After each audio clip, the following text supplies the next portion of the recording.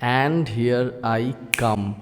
Hey guys, what's up? Welcome back to the channel. This is Dr. Arindam and you are watching the Teaching Doc. And today we are gonna be talking about two most important stock photography agencies, that is Shutterstock and iStock. I'll be comparing and contrasting these two agencies and we'll find out what are the similarities and what are the differences between these two agencies. Before going any further, let me tell you I am a stock photographer and I have been uploading stock photos in both of these agencies since last 3 years and more, and I have got a good amount of sale. I upload weekly videos regarding stock photography. I also upload my sales videos to motivate you guys. So if you are new, please feel free to subscribe.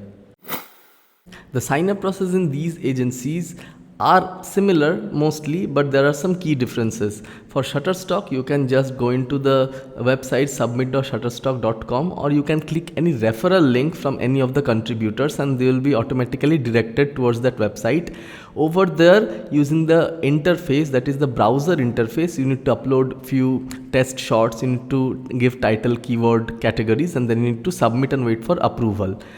For iStock, it's quite different. It's a must to download their contributor app, Contributor by Getty Images. In that app, again, you need to do the same things. You need to upload your few test shot, you give them title, keywords and descriptions, and then you wait for your account to be approved.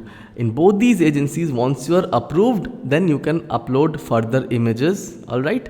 But especially in Shutterstock, until and unless your contributor account is approved, you cannot upload through the app. Alright, now there are some upload restrictions in Shutterstock. If you are a beginner, you will be restricted to a limited number of files per week.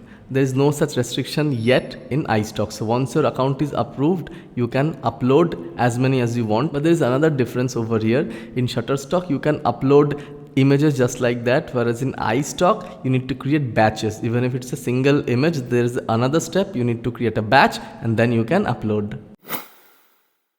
Regarding third-party support, there are apps for Shutterstock like Stock Submitter. They will upload and submit your images provided you give manually title, keyword, description. And there is also Wirestock, where they will do the same for you, but Stock Submitter doesn't charge any commission, but Wirestock will charge 15% commission.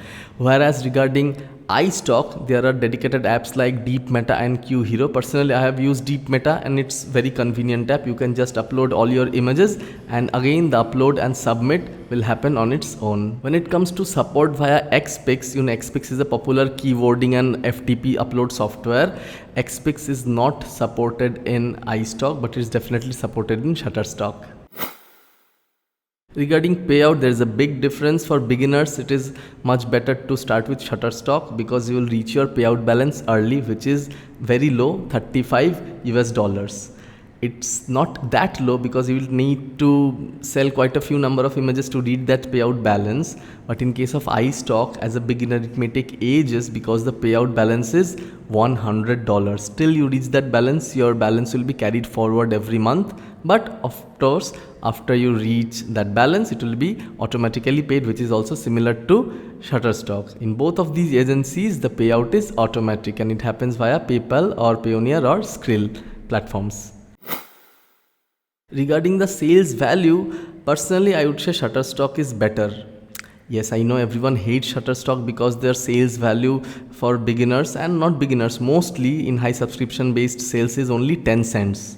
But trust me, it gets better as you progress along the year. The more number of sales you get, your contributor level goes up. But don't think that your sales value will also go up. I have got dedicated video explaining the tier system. But still, if you are a very good seller, if your files are selling good, then at least the percentage commission you will be getting from sales will increase day by day. Of course, it will be reset by December. Again, in January, it will start from level 1. But there's that. The minimum is 10 cents. It can't go below that. Whereas in case of iStock, that's the dreadful thing. Your files can sell as low as 1 cent. That's true. It means on 100 sales, you can get $1, right? If you are very unlucky. Personally, I have seen every month, I have got the almost similar number of portfolio images in both Shutterstock and iStock. In Shutterstock, my sales are much better compared to iStock. Okay, now definitely high value sales do happen in both agencies, and iStock, it gets compensated. You can have $1 sale and you can also have $10 sales, whereas in Shutterstock mostly it will happen in 10 cents. Rarely on demand sales will happen, but it's not as frequent as iStock in my experience. In this regard, Shutterstock also wins in another section, that is referral income. If you have got a good number of friends, or for me, I have got a YouTube channel where I can refer many new photographers into Shutterstock, so you can get a very less percent of them as your earning. If they sell, you will get a commission, and that in case of a person with good number of referral, that can be a substantial part of your income. And yes, it's true for Shutterstock. Many of my subscribers have also referred their own followers, and they're also earning a good number of referral income, good amount, but there is no such referral code yet in iStock. Regarding exclusivity, Shutterstock is a purely non-exclusive platform. I always recommend everyone, if you are submitting in Shutterstock, please make it a point to sell your images, to upload your images in all other agencies, because Shutterstock is a non-exclusive. It means they have no restriction upon you selling the same files in any other agencies. By default, when you sign up in iStock, you are a non-exclusive contributor, but there is an option by which you can opt for an exclusive contract. Then it means you cannot sell those files to any other agencies. Personally, I am a non-exclusive contributor, and I suggest everyone to be a non-exclusive contributor as well. But if you are seeing that your files in iStock are selling very well, it means someone has locked into your portfolio and you are having a constant sale base, then you can go for the exclusive contract. It means what will happen? It will improve your earnings. And if you are not contributing in any other agencies anyway, there's a no-brainer, you must become an exclusive contributor in iStock. You know, both these agencies, Shutterstock and iStock, have got their own partner agencies, that is agencies who buys from these database and sells on their own. For example, IEM is a partner of iStock, but there's one portal or entry platform which is exclusive only to iStock, that is entry into Getty Images. We all know Getty Images is the biggest worldwide platform for rights managed or exclusive photographers. It's a prestige for many to get into Getty Images, and the only way you can get into Getty Images is by building an iStock portfolio. So if you are contributing only in Shutterstock, you can never get into Getty Images. So I always suggest each and every one of you to please contribute both in Shutterstock and also in iStock. There is also another issue regarding model release. In case of Shutterstock, it's much easier. A single model release usually is accepted unless there is some change in agency or the age group. But in case of iStock, you need to upload a separate model release every time the EXIF data changes, every time the date changes. Alright, so it's important for iStock to upload different model releases. So the same model release that is working for you in Shutterstock may get easily rejected in iStock. Now the final verdict. Well, personally, I upload in both of these agencies, and files that have been rejected in Shutterstock have been sold in iStock, and files which iStock had rejected definitely sold in Shutterstock.